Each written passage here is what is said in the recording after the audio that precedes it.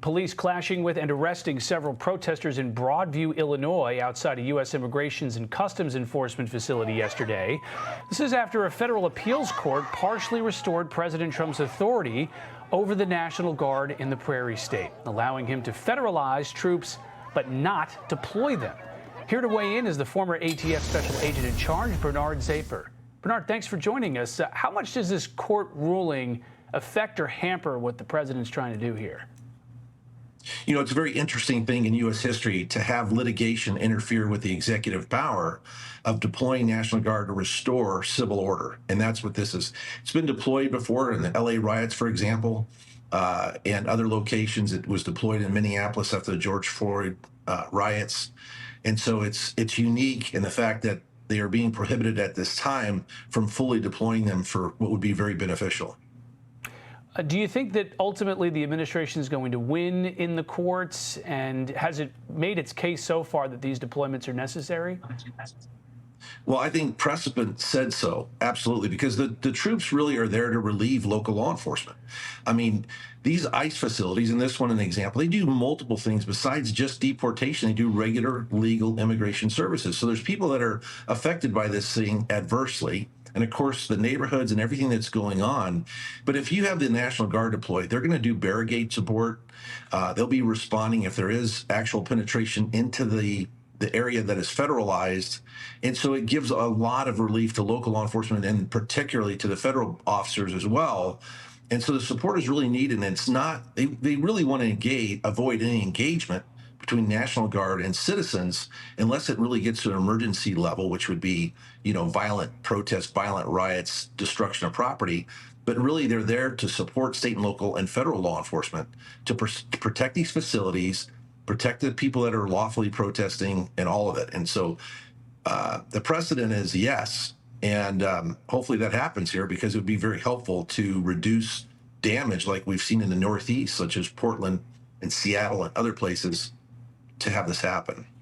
Have we seen sizable protests yet, something that have really been widespread in Illinois? And do you think that there's a concern that something small might ignite something large here, and then just by having maybe even a small group of protesters mixing with federal law enforcement could create a real problem?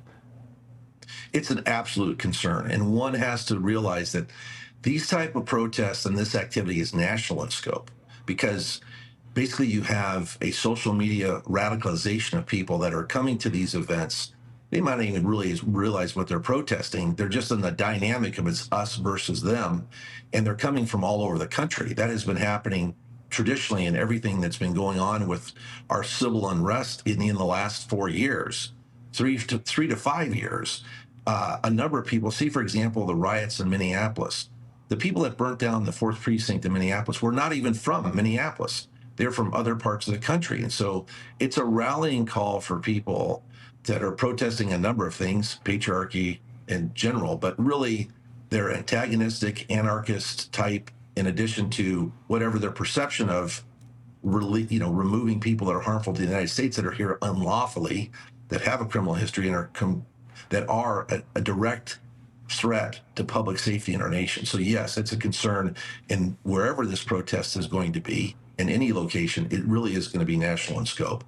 Do you think that when citizens in Chicago or here in Washington, D.C., they see scenes of federal law enforcement, National Guard patrolling areas, these are liberal cities, do you think that it actually emboldens maybe the middle to come out, or does it change a perspective? Or I mean, who's really winning the optics fight here?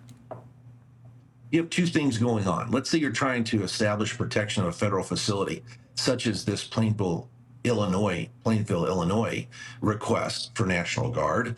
But then you have general policing that's happening in the District of Columbia and the request to bring that further in parts of Chicago, for example. I mean, if you're a tax-paying citizen, you should be really concerned that civil order can't be restored by your law enforcement, your community leaders. It is concerning. The deployment of National Guard and these things are really, again, for support of law enforcement, not for direct engagement, not for arresting citizens because of the prohibition of posse comitatus, for example.